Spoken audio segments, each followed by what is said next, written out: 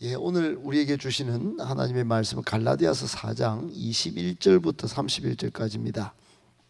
신약 성경 307쪽인데요. 갈라디아서 4장 21절부터 31절까지입니다. 한 절씩 21절부터 나누어서 읽도록 하겠습니다.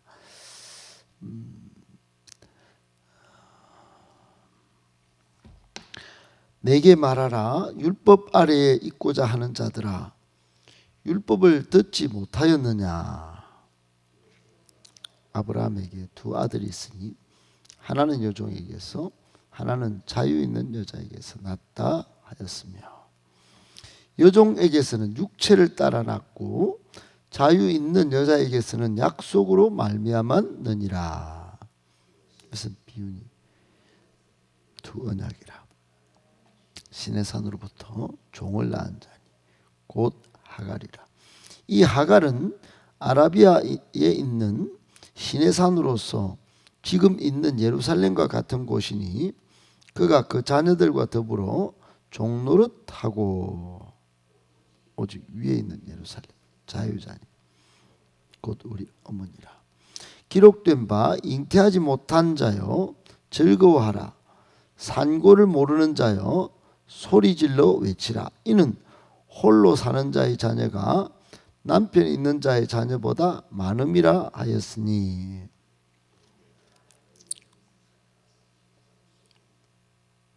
그러나 그때에 육체를 따라 난 자가 성령을 따라 난 자를 박해한 것 같이 이제도 그러하도다. 무엇을 말하느냐? 여종과 그 아들을 내쫓으라. 여종의 아들이 자유 있는 여자의 아들과 더불어 유업을 얻지 못하리라 하였느니라. 31절 같이 읽겠습니다. 그런즉 형제들아, 우리는 여종의 자녀가 아니요 자유 있는 여자의 자녀니라. 아멘. 할렐루야. 반갑습니다. 오늘 본문의 말씀은 구약 성경을 조금 지식적 배경을 갖고 있지 않으면 쉽게 또 이해하기 조금 힘든, 그리고 2000년 전에 종과 율법, 자유 이런 그 시대적 어떤 신분에 대한 이해, 또는 또 구약에서부터 신약으로 이어지는 율법과 또 예수 그리스도를 통한 구원, 이신칭의의 교리를 조금 연결시켜서 그동안 쌓아온 지식이 조금 없다면 좀 헷갈리기 좋은 그런 본문입니다.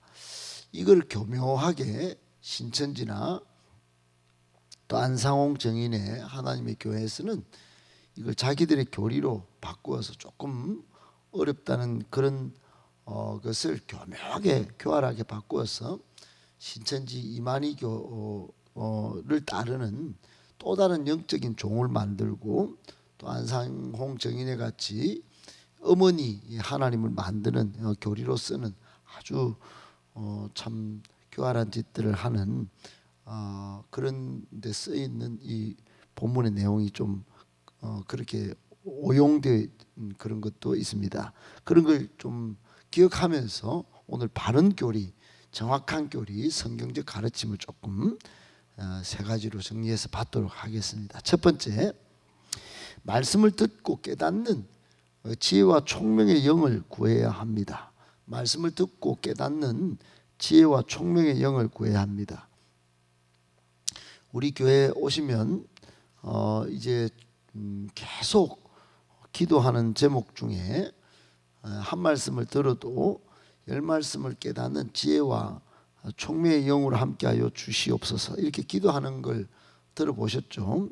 계속 그렇게 기도합니다. 계속 양육받을 때도 또 말씀 들을 때도 한 말씀을 들어도 10가지를 깨닫는 지혜와 총명의 영을 구하는 기도를 드립니다. 이것은 구약의 바벨론의 포로로 잡혀갔던 젊은 청년들, 다니엘과 세 친구, 예를 들어서 그렇게 성경적인 바탕에서 그렇게 구하는 것인데요.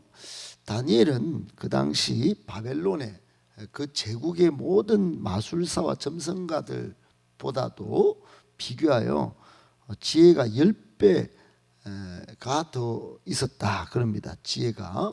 그러니까 IQ로 치면 아주 뛰어난 이제 청년이었기 때문에 한 150 잡고 10배면 IQ가 1500 정도 됐습니다.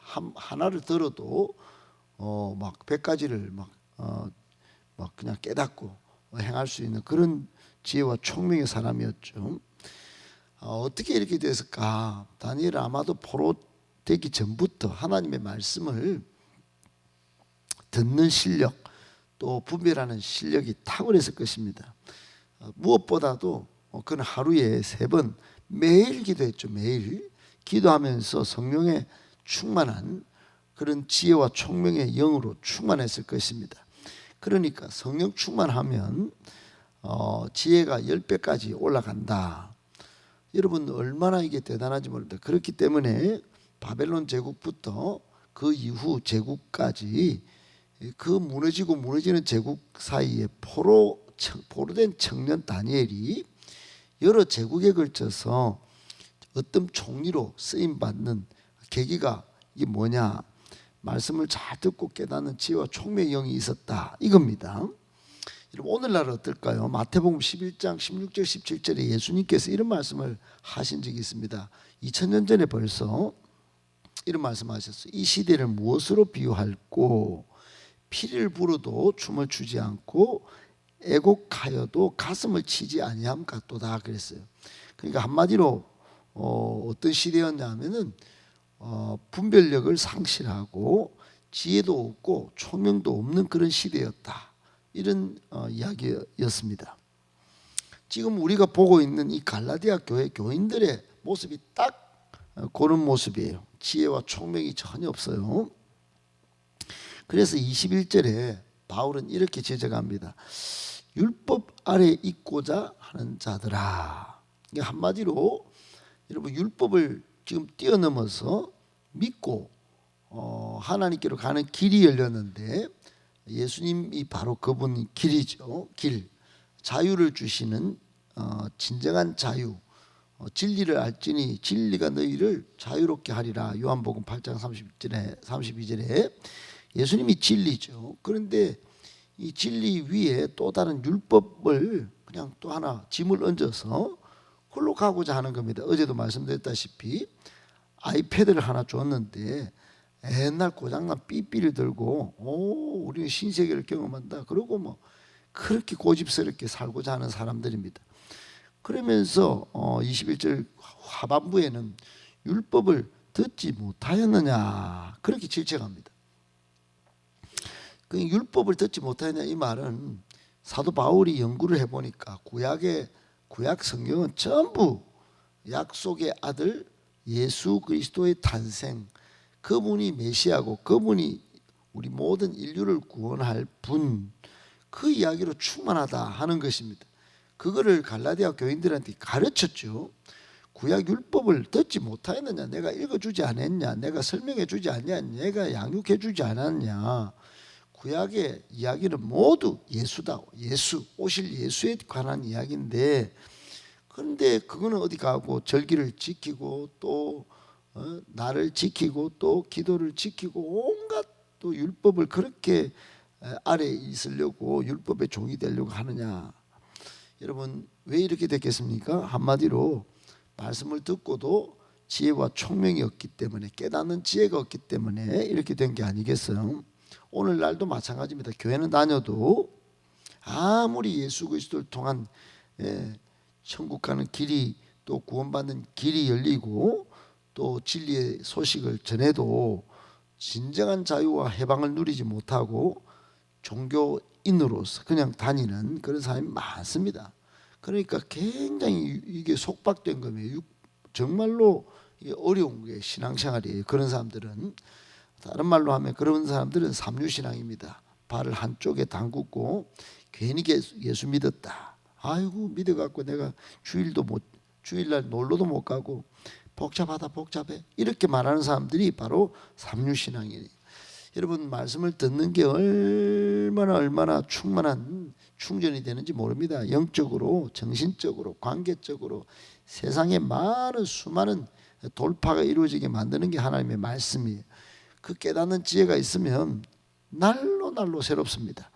꼭 기억하시고 여러분 이 놀라운 세계를 경험하고 누리지 못하게 만드는 이 과거의 전통 또 율법적인 신앙을 완전 벗어던지고 복음이신 예수 그리스도를 믿고 항상 성령 충만하여 자유를 누리고 또 행복의 길로 행하시는 저와 여러분들 다 되실 수 있기를 예수님의 이름으로 축복합니다. 아멘. 두 번째, 우리는 더 이상 종이 아닌 자유인으로 살아가야 합니다.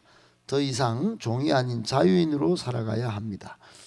여러분 영적인 세계를 살아가는 신앙인 중에 두 부류가 있는데 하나는 아직도 종으로 사는 사람이 있고 이제는 아들로 살아가는 사람이 있습니다. 아들의 정체성을 가진 사람을 sonship을 가졌다 그럽니다. son, 아들, ship, 종의 정체성, 그런 이야기죠. 오늘 본문에 보면 아들 이야기가 많이 나옵니다. 아들도 두 아들이 있는데 22절 23절에 보면 아브라함의 아들 하나는 여종을 이제 취해서 낳은 육체의 아들 이스마엘 이야기고 또 하나는 약속의 아들 이삭을 이야기하죠. 사라 즉 자유 있는 합법적인 여인에게서 낳은 백세에 낳은 아들 자유 있는 여인의 아들입니다. 영적으로 해석하면 이렇습니다. 영적으로 해석하면 이거는 아브라함의 예를 든 거지만 바울이 지금 이야기하고자 하는 것은 우리는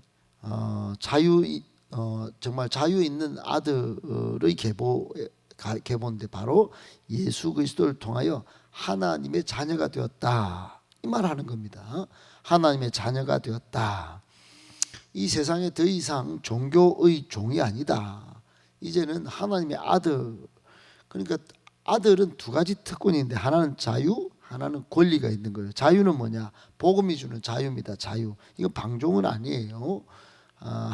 복음이 주는 자유, 진정한 자유. 또 하나의 권리는 하나님의 자녀된 권세.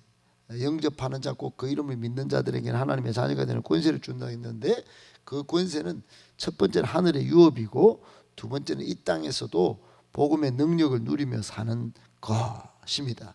그러니까 창세기 1장 28절 29절에서 이 땅에 있지만 다스리는 권세를 자녀들에게 준 거예요. 자녀들한테.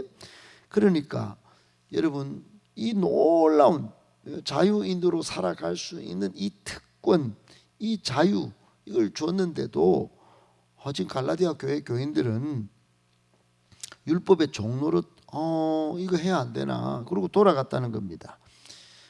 여러분 그렇습니다.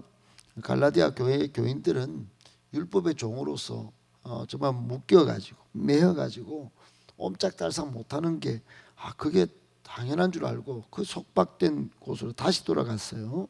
바울은 지적합니다. 믿음으로 선십 즉 하나님을 아빠라 부를 수 있는 아주 놀라운 특권을 가졌는데 하나님을 아빠라 부를 수 있는 아주 친밀한 그런 이 자유의 시대가 열렸는데 이런 것들을 누리지 못하는 갈라디아 교인들을 너무 어리석다 이렇게 본 겁니다. 여러분 우리에게 주는 교훈도 마찬가지입니다. 우리도 엄청난 특권을 가졌어요. 결코 가볍게 여기지 말아야 합니다. 결코 무시하면 안 됩니다. 내가 하나님의 자녀다 하는 것 이거는 정말로 이거는 예수 그리스도께서 십자가에 달려 못 박혀 죽으심으로 얻게 된 그렇게 하나님께로 난 휘장이 열려서 난 엄청난 특권입니다. 특권. 하나님을 아빠 아버지라 부르고 기도할 수 있는 특권, 축복을 받아 누릴 수 있는 특권, 자유를 누릴 수 있는 특권, 더 이상 이 세상의 것에 매이지 않을 수 있는 특권, 이게 자녀에게 준 특권입니다. 꼭 기억하시고 이 자유인으로 정말 살아가시는 그런 은혜가 있게 되기를 예수님의 이름으로 축복합니다. 아멘. 마지막 세 번째, 성령을 따르는 자가 진정한 하나님의 자녀입니다. 여러분 오늘 28절에 쭉 보면 형제들아 너희는 이삭과 같이 약속의 자녀라. 그리고 29절에 보면 그때 육체를 따라 난 자가 성령을 따라 난 자를 박해한 것 같이 그래놨죠. 여러분 성령을 따라 난 사람이 있고 육체를 따라 난 사람이 있는데 예컨대 이렇습니다. 지금 불신의 세계 속에 사는 저 바깥 사람들은 지금 성령을 따라 예수 그리스도를 구주로 믿는 우리 하나님의 자녀들을 어떻게 합니까? 핍박합니까? 안 합니까? 박해하고요, 조롱하고요, 멸시하고요, 그렇습니다. 이제도 그러하노라 그랬죠. 30절에 보면 그러나 성경이 무엇을 말하느냐? 여종과 그 아들을 내쫓아라 그러죠. 나중에 그 아브라함의 그 하갈과 이스마엘이 쫓겨나는 것 같이 결국은 천국에서도 성령을 따라 예수 그리스도를 구원자로 고백한 우리는 지금은 이 땅에서 핍박을 받지만 지금은 성령을 따라 난 것 때문에 표시가 딱 난다. 예수쟁이는 딱 표시가 난다. 새벽 기도도 가야 되고 또 뭐 주일도 지키고 옷단장하고 주일 가는 것만 보면 막 기분 나쁘고 괜히 기분 나쁘고 그래서 박해를 받고 욕도 먹고 그랬는데 결국은 나중에 죽어서 천국 딱 가보면 완전히 판결 나는 겁니다. 예수 안 믿은 사람들은 바깥으로 쫓겨나는 겁니다. 그러니까 성령을 따라 난 자유인 또 하나님의 자녀 정말 여러분 이게 뭐 눈에는 안 보이는 것 같아도 결국은 나중에 이런 놀라운 결과를 받게 될 것입니다. 갈라디아 교회 교인들 역시 그랬습니다. 하나님의 약속을 따라 이제 성령으로 거듭난 구원의 사람들인데 믿음의 사람들인데 그 놀라운 특권의 옷을 벗어버리고 옛날 덕지덕지 때가 묻고 그리고 기분 그 옛날 구약 율법의 옷을 입으려고 다시 돌아가는 거예요. 안타깝게도. 그러니까 유업을 받지 못할 것 같이 그렇게 여러분 30절의 끝에도 그래놨죠. 이 사람들은 유업을 얻지 못한다 이 말이에요. 그렇게 하는 것이 너무 안타까워서 바울이 지금 질책하는 겁니다. 여러분 우리에게 주는 교훈도 그렇습니다. 우리는 성령으로 말미암아 예수 그리스도를 구원자로 우리의 삶의 주인으로 고백하게 되었습니다. 그래서 결국 하나님의 자녀가 되었죠. 하나님의 약속을 따라. 그런데 이 성령으로 거듭난 이 성령으로 말미암아 고백하는 이 놀라운 예수 그리스도의 구원자요 삶의 주인의 고백을 아주 가볍게 땅바닥에 배때기 치고 그렇게 간다면 이건 정말 유업을 못 받는 행위니 얼마나 안타까운 일이겠습니까? 꼭 기억하시고 하나님의 약속을 따라 성령을 또 따라 하나님의 자녀된 이 놀라운 특권과 은혜들을 기억하면서 이걸 잊어버리지 않도록 갈라디아 교인들처럼 또 그렇게 될 수 있으니 지금 우리에게 구할 것은 성령의 충만함입니다. 성령 충만해야 날마다 예수님을 나의 구원자로 또 삶의 주인으로 고백하며 살 수 있기 때문입니다. 오늘도 성령 충만함을 하나님께 구하고 성령 충만하여 어디를 가든지 무엇을 하든지 하나님의 자녀답게 승리하는 저와 여러분들 다 되실 수 있기를 예수님의 이름으로 축복합니다.